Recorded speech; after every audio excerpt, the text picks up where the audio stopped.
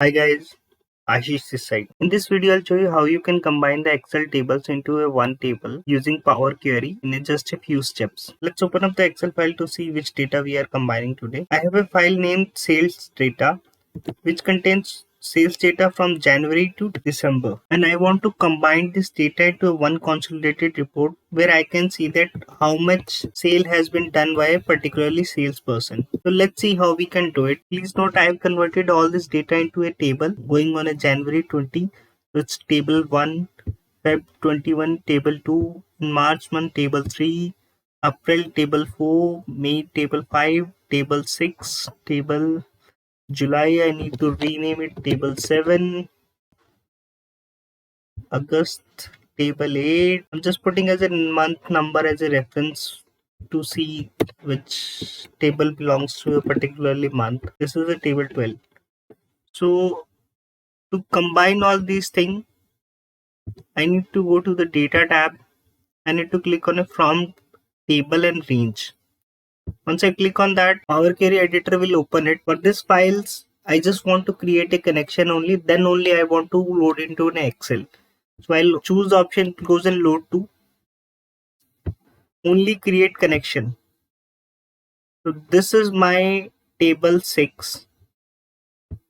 If I see the name of table, it's a table 6.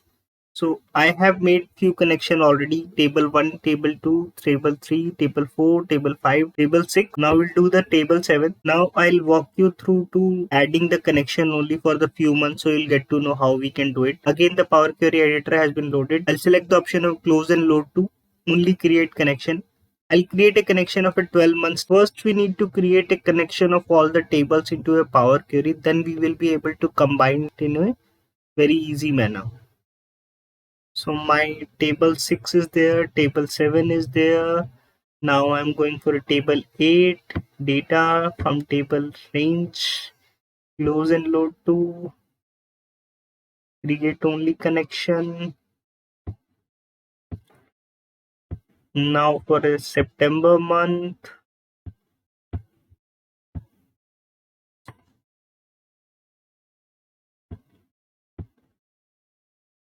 did you notice that I just clicked on a outside the range of a table and it asked me to select the table? If you are into a range of a table, Power Query will automatically take the table range and load into a Power Query. There are only 2 months left as of now. Now for the last month, these are the steps you need to follow to combining all the Excel table into a Power Query. Now we have created a connection of for all the tables from table 1 to 12. Now again we need to go to the data tab, get to drop down menu from get data, and we have the option of combine queries. You need to click on a append. Once we click on a append, it will ask it is a 2 table or 3 or more table. So we have more than 3 table.